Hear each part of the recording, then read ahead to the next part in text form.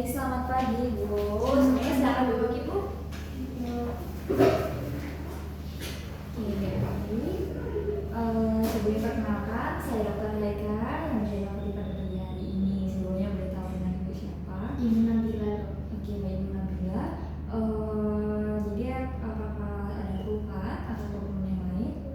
Sebelumnya sih tidak ada keluhan dok, tapi saya mau minta tolong untuk membacakan hasil ronsen saya, kan saya habis melakukan foto ronsen. Nah, saya itu tidak bisa baca dok, karena kan saya masih orang paham. Jadi saya minta tolong dokter untuk baca.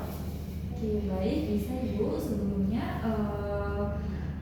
saya bertanya dengan Ibu Nabila dengan usia berapa Ibu? 27 tahun dok. 27 tahun ya Ibu. Nah, jadi sebelum saya mulai membacakan hasil foto ronsen yang Ibu miliki, sebenarnya saya beritahu tujuan dari pembacaan foto ronsen ini sendiri ya Ibu. Jadi foto ronsen ini ini bisa kita lihat, kita bisa melihat ada kelainan organ secara visual dan menetapkan apakah terdapat infeksi, kelainan pada jantung ataupun paru-paru ataupun pada tulangnya Ibu. Sebelum pada pembacaan hasil foto ronsen, saya izin mencuci tangan aman terlebih dahulu ya Ibu. Gitu dok.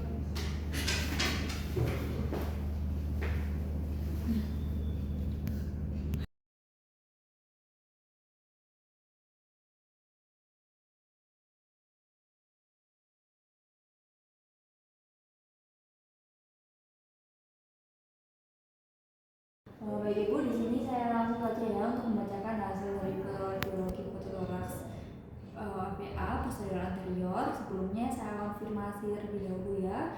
Jadi ini fototoraks milik dari Ibu Nabila berumur 27 tahun ya. Apakah betul? Betul. Lalu langsung saja pada hasil pembacaannya. Jadi untuk penetrasi sinal X-nya, jadi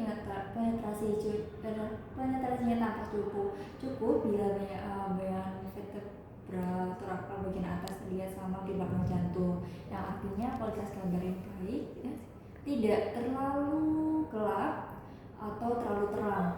Lalu selanjutnya untuk rotasinya itu dikatakan simetris bila jarak antara tepi medial clavicula kanan dan kiri terhadap proses spinosus vertebra itu sama.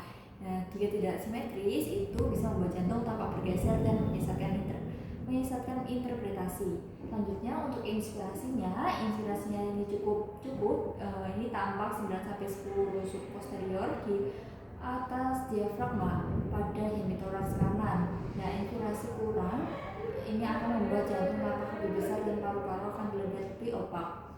Selanjutnya untuk magnifikasi, ini jadi ditemukan adanya magnifikasi, artinya ukuran jantung tampak proporsional karena foto diambil posisi PA bukan AP. Nah, kalau pada posisi AP, jantung akan tampak lebih besar secara semu. Selanjutnya pada angulasi, jadi tidak tampak adanya angulasi, artinya sinapsis tegak lurus terhadap film. Nah, angulasi ini menyebabkan distorsi yang misalnya apis paru tampak lebih tinggi di satu sisi. Selanjutnya pada seluruh lapang panda pada hasil foto radiologi ini, jadi fotonya ini tampak memperlihatkan seluruh lapang paru secara utuh dari apex paru hingga sudut posofrenicus. Jadi yang tujuannya ini adalah agar tidak ada area paru atau tulang yang terputus saat evaluasi. Selanjutnya untuk temuan radiologisnya, jadi untuk ukuran jantung ini CR-nya normal kurang dari 50% pada foto PA. Jika lebih dari 50% menandakan adanya kardiomegali. Selanjutnya pada aorta dan mediastinum superior ini tampak tidak melebar ya. Jika melebar itu bisa menunjukkan adanya aneurisma aorta atau pembesaran mediastinum. Selanjutnya untuk pada posisi trakeanya relatif di tengah, tidak terdapat pergeseran bila mengidentifikasi kolaps paru, efus pleura atau massa mediastinum. Selanjutnya untuk kedua hilus ini tampak tidak melebar. Jika terdapat penebalan bisa berarti limfadenopati, konvulsi paru atau bahkan terdapat infeksi. Selanjutnya yaitu pada curakan vaskular paru, ini curakan vaskularnya normal, tidak meningkat. Jika terdapat peningkatan itu menandakan hipertensi pulmoner atau gagal jantung kiri. Selanjutnya untuk parenkim paru, ini parenkim paru sendiri tampak bersih, tidak tampak infiltrat, nodul, fibrosis ataupun kavitas. Nah, jika terdapat infiltrat ini menunjukkan infeksi atau misalnya terdapat pneumonia, sedangkan nodul bisa berarti adanya tumor. Selanjutnya untuk lekung diafragma, ini diafragma ini tampak normal, posisi kanan sedikit lebih tinggi dari kiri. Nah, letaknya tinggi bisa karena paralisis diafragma atau efusi subpulmonik.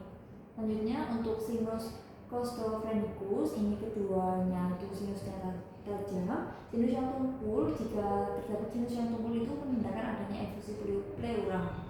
Selanjutnya untuk jaringan lunak, kutis atau subkutis, ini tidak tampak emfisema subkutis maupun benda asing. Nah, jika emfisema subkutis dapat tampak pada trauma atau trauma dada atau pneumotoraks. Selanjutnya untuk tulang-tulangnya, jadi untuk tulang iga, clavicula dan vertebra ini tampak utuh, tidak ada fraktur ya. Jika terdapat fraktur dapat terlihat sebagai garis radiolusensi atau pergeseran fragmen tulang. Jadi pada kesimpulannya, pada radiografi toraks PA ini teknik pemeriksaan adekuat seluruh lapang paru tergambar utuh, jantung dan mediastinum dalam batas normal, parenkim paru bersih, sinus costophrenicusnya tajam, dan tulang-tulang tampak intak. Jadi tidak didapatkan adanya kelainan kardiologis pada jantung maupun paru-paru ibu. Sebelumnya apakah ada yang ditanyakan? Tidak, Dok. Baik, terima kasih.